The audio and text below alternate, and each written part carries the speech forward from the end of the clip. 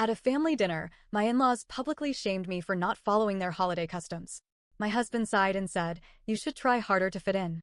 I quietly placed a book on the table and said, "That's funny. Because your grandmother did the same thing as me." When I showed them the proof, they fell silent. Let me start by saying that my in-laws are obsessed with their traditions. Not in a sweet, nostalgic way, more like a militant, unspoken rules that you just somehow know kind of way. I married into the Preston family 8 years ago. They're an old money family from Boston who act like their last name should be engraved on a monument somewhere. They drop phrases like, "Well, that's just how things are done in this family," like it's the law. I grew up in Pittsburgh, where Christmas meant homemade cookies, mismatched pajamas, and a house full of loud laughter and football playing in the background. The Prestons? Their Christmas is a formal event. 7 p.m. sharp dinner. If you're late, they lock the doors. Every woman wears pearls, yes, even the toddlers. Men carve the goose, women serve dessert. No personal gifts, only donations to the family's legacy projects. Every guest must give a speech about what the Prestons mean to them. I tried for years. I really did. I wore the pearls. I sat through their speeches. I nodded along when they boasted about their generations of refined values. But this year, I just couldn't do it anymore. We arrived at Daniel's parents' house, a massive estate in Cambridge that looks like a museum nobody actually enjoys. The kind of place with a drawing room and a grand staircase that nobody is allowed to use. Dinner started, and as usual, I felt like an outsider at my own family's holiday. The men talked about important matters at one end of the table, while the women discussed social responsibilities. Everything was going fine until the speeches. One by one, each person stood and delivered their annual Preston speech. It was a parade of self-importance and delusion. Being a Preston means upholding the values of dignity and decorum. I am honored to carry the torch of our forefathers. The Preston name has always stood for excellence. You get the idea. When it was my turn, I stood, cleared my throat, and said, "I'm just grateful for good food and good company." Silence. Like, actual silence. You'd think I just announced I'd burned down a historical monument. Daniel's mother, Eleanor, set down her wine glass with the kind of deliberate slowness that tells you you're about to be put in your place. "That's all," she said, tilting her head. "Yes," I said. "That sums it up." Another pause. Then, Eleanor gave me that tight-lipped, rich people smile and said, "Well, it seems some of us don't take traditions seriously." Cue the murmurs. Daniel sighed, rubbed his temples, and muttered under his breath, "You should try harder to fit in." I saw red.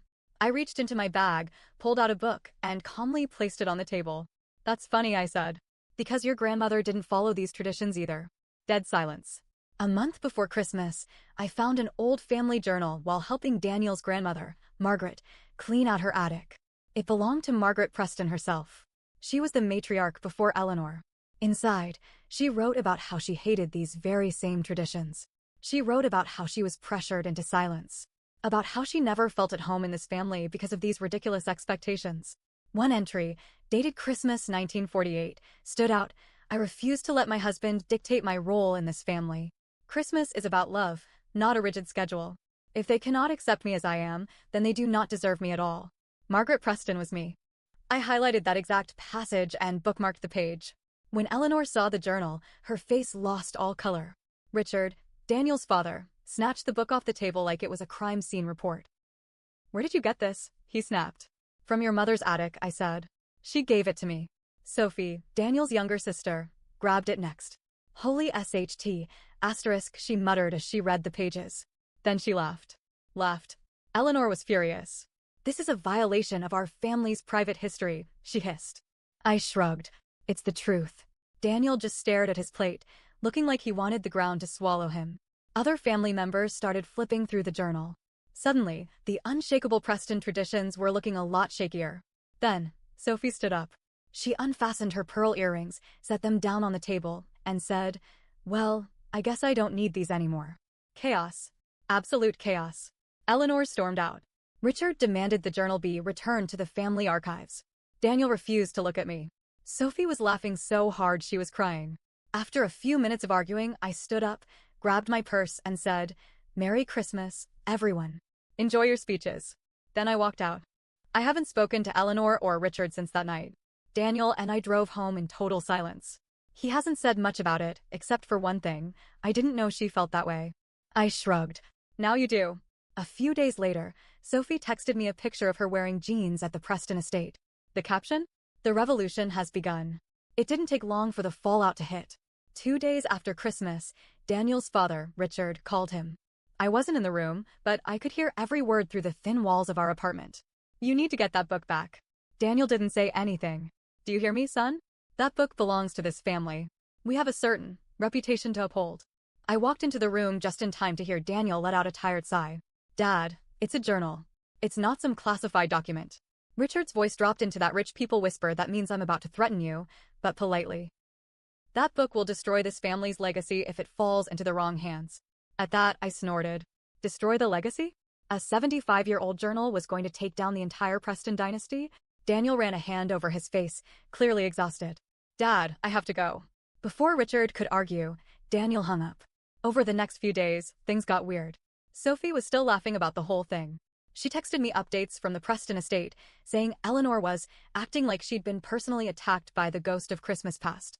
Daniel was quieter than usual. He wasn't mad at me, exactly, but he was caught in the middle. Eleanor sent me an email. It was short. Hannah, we need to have a conversation. Come by the house this Saturday. Eleanor, no pleasantries. No, hope you're well. Just a demand. I stared at it for a long time before replying. Eleanor, if you want to talk, we can do it at my place. Hannah, she didn't respond. Then, things escalated. That Friday, Daniel and I went out for dinner. When we got home, there was an envelope taped to our front door. It was thick, cream-colored paper with the Preston family crest. Inside was a formal letter from a lawyer. On behalf of the Preston family, we formally request the return of all written historical documents pertaining to the Preston lineage. They were threatening legal action over a freaking journal. Daniel sat down hard on the couch, rubbing his temples. Jesus Christ, they're serious. I tossed the letter onto the coffee table. What are they going to do, sue me? It's a handwritten diary from 1948. They don't own history. Daniel didn't say anything. His silence bothered me. Tell me you don't agree with them, I said. He let out a breath. I don't know what I think, Hannah. I just know my parents don't let things go. That much was obvious. I crossed my arms. They're treating this like it's a scandal. Like I published some deep, dark secret. But all I did was show that their traditions aren't as old as they pretend they are. Daniel didn't argue. But he also didn't defend me. And that's when I realized something. This wasn't just about a journal. This was about control. 2 days later, Eleanor showed up at our apartment unannounced. She didn't knock. She buzzed our intercom until we let her in. When I opened the door, she was standing there in a perfectly pressed beige coat, looking every bit like she was about to fire me from a job I didn't even have. Daniel was standing behind me, tense. Hannah, she said smoothly. We need to talk. I stepped aside, letting her in. But the second she was inside, she turned to Daniel. Daniel, sweetheart, why don't you go get us some tea? Daniel hesitated. He glanced at me. I gave him a look that said, don't you dare leave me alone with her. I'm fine, I said. Just say what you came here to say. Eleanor folded her hands in front of her. I'm asking you one last time, as a courtesy, to return that journal. I stared at her. And if I don't? She smiled. But it wasn't kind. It was the kind of smile that came right before something awful. Then I'm afraid we'll have to take steps to protect our family's reputation. I felt Daniel tense beside me. Are you seriously threatening me? I asked. Of course not, dear, she said, tilting her head. I'm simply warning you. This could get complicated. I laughed. Complicated? Eleanor, this isn't a murder trial. It's a Christmas diary from 1948. What exactly are you trying to protect? She kept that tight smile. The integrity of our family. Something you don't seem to respect. That's when I realized what she was doing. This wasn't about the journal. It was about breaking me down. She wanted me to submit. She wanted me to feel like an outsider who had to earn my place. I wasn't playing that game. I took a slow step toward her and said, Tell me something, Eleanor. Who do you think has more power here? Me? Or you? Her eyes flickered for half a second, so fast I almost missed it. She knew. She knew that for the first time in her life, she wasn't the one in control. I folded my arms. You can send your lawyers. You can send your threats. But I'm not giving you that journal. And if you push me, I'll make sure it's read by every single person in this family. Her nostrils flared. She knew I meant it. Without another word, she turned on her heel and walked toward the door. But before she left, she paused. You think you've won something, don't you? She said, voice cold. I didn't answer. She gave me one last long look, then walked out. The second the door shut, Daniel let out a breath like he'd been holding it in for hours. Jesus, Hannah. I turned to him.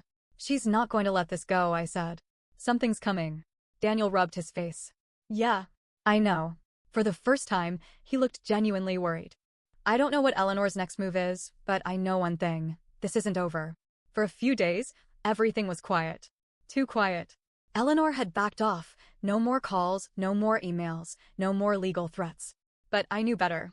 Silence wasn't surrender. Silence meant she was planning something. Then it happened. I got a call from Daniel while I was out grocery shopping. Hannah, you need to get home. Now. His voice sounded off. Tight. Like something was really wrong. I abandoned my cart and rushed home. When I walked through the door, Daniel was standing in the living room, holding an envelope. Not just any envelope. A letter from his grandmother. The letter was old. The paper was yellowed at the edges, the handwriting careful and elegant. Daniel handed it to me without a word.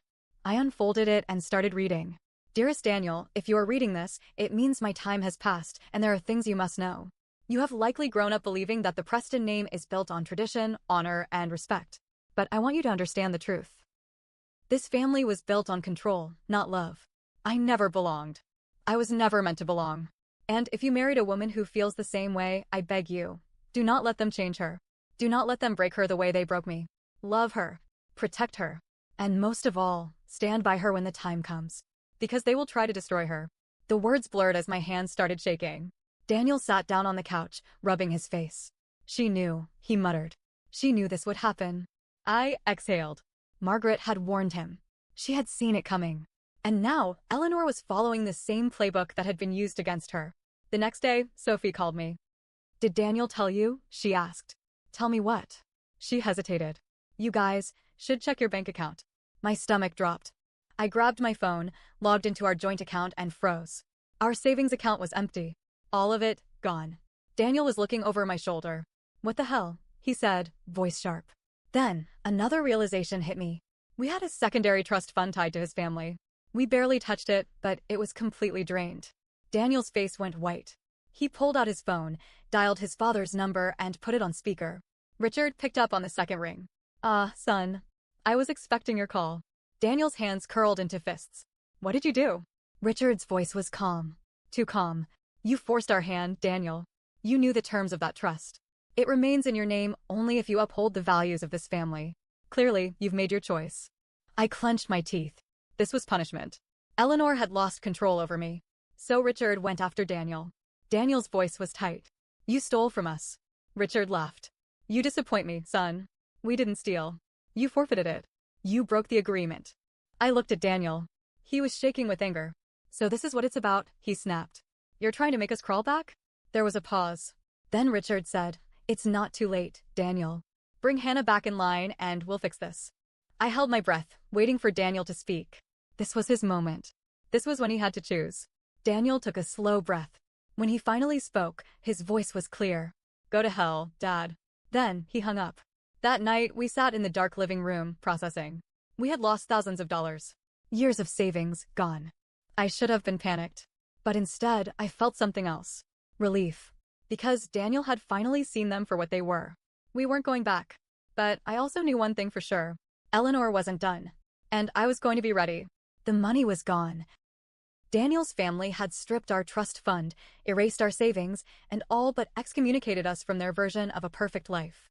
And yet, despite everything, I knew one thing. Eleanor wasn't done. She hadn't gotten what she wanted. She hadn't broken me. And people like Eleanor never accept defeat. 2 weeks later, the invitation arrived. A hand-delivered envelope, thick ivory paper, gold embossed lettering. Classic Preston style. Daniel and Hannah, you are formally invited to a family gathering at the Preston estate this Saturday. Given recent events, it is time to discuss the future and put misunderstandings behind us. Attendance is expected. Eleanor and Richard Preston. Daniel read it over my shoulder. Attendance is expected, he muttered. Yeah, that sounds like a trap. I exhaled. Yeah, but we're going. Daniel turned to me. Why? I met his eyes. Because Eleanor wants control. And I want to watch her lose it. We arrived at the estate on Saturday evening. The whole Preston family was there. Aunts, uncles, cousins, everyone Eleanor could gather as an audience. Sophie was there, too. She caught my eye from across the room and gave me a tiny, knowing smirk. Dinner was a tense, fake politeness affair. Eleanor, dressed in her usual beige perfection, barely looked at me as the meal dragged on. Then, as the last plates were cleared, she stood. And just like that, the trap was sprung. Eleanor folded her hands and smiled. Now that we are all together, I think it's time we address the recent tension in our family. She turned to me, voice smooth as silk. Hannah, dear, I must admit, I've been hurt by your recent behavior. I said nothing. You've misrepresented this family's traditions. You've misunderstood our intentions. And in doing so, you have created division where there should be unity. Daniel scoffed. Misrepresented? You threatened us, Mom. You drained our accounts. Eleanor barely glanced at him. That money belonged to the family, Daniel. And family loyalty is a privilege, one that must be earned. My hands curled into fists. Daniel let out a sharp, humorless laugh. So that's what this is? A loyalty test. Eleanor finally turned to fully face him. It's about knowing where you belong, Daniel. And then, Richard stood up. We are willing to offer a solution, he said, smooth as ever. A way forward. I already knew what was coming. Hannah, if you are willing to formally apologize, publicly, here and now, for the disruption you've caused, we will reconsider restoring the trust. There it was. A full-circle moment. They wanted me to submit. To stand up in front of this entire family and accept blame for defending myself. To crawl back. I stared at them. Then I stood. Slowly. An apology? I said. For what, exactly? Eleanor tilted her head. For your disrespect. I laughed. Disrespect? You mean exposing the truth? The truth that your own matriarch rejected all of this nonsense. I turned to look at the rest of the family. Has anyone actually read Margaret's journal? No one answered. Of course they hadn't. Eleanor and Richard had made sure of that. So I pulled out the book. Right there at the dinner table. I set it down. The room went dead silent. Margaret hated this, I said, voice clear. She spent her entire life suffocating under your rules. And now, you're trying to do the same thing to me. Eleanor's perfect mask cracked. You do not speak for my mother, she snapped. I tapped the journal. She speaks for herself. I opened to the highlighted passage and began to read. I refuse to let my husband dictate my role in this family. Christmas is about love, not a rigid schedule. If they cannot accept me as I am, then they do not deserve me at all. Eleanor's face twisted. Enough, she snapped. But it wasn't enough. Sophie suddenly stood up. Holy SHT, asterisk, she said, eyes wide. Grandma was one of us. Then, she turned to her parents. You've been lying to us for years. The entire room shifted. Murmurs. Confused glances. Cracks in the foundation. Eleanor clenched her fists. This is irrelevant. My mother was confused in her old age. You are all misunderstanding, Daniel cut her off. Stop it, Mom. You're caught. Eleanor's breathing sharpened. For the first time, she looked afraid. I turned to Richard. So tell me, do I still owe you an apology? His jaw tightened. Watch yourself, Hannah. I smirked. Or what? You'll cut us off? Oh, wait, you already did. The weight of it all settled. The family was turning. The lie was crumbling. Eleanor's eyes burned into mine. She knew. She had lost. She grabbed Richard's arm and whispered something under her breath. Then, without another word, they both left the room. A Preston retreat. The room buzzed. Daniel exhaled, rubbing his face. Jesus Christ, he muttered. Sophie plopped down beside me, grinning. That was the single greatest thing I've ever seen. Daniel looked at me, expression unreadable. We just burned the last bridge, didn't we? I took his hand. No, I said. We built a new one. We left that night free. No more forced traditions. No more pearls. No more speeches. We didn't get our money back. But we didn't need it. Because for the first time since I married into this family, I finally won. And next Christmas? We'd be celebrating in pajamas.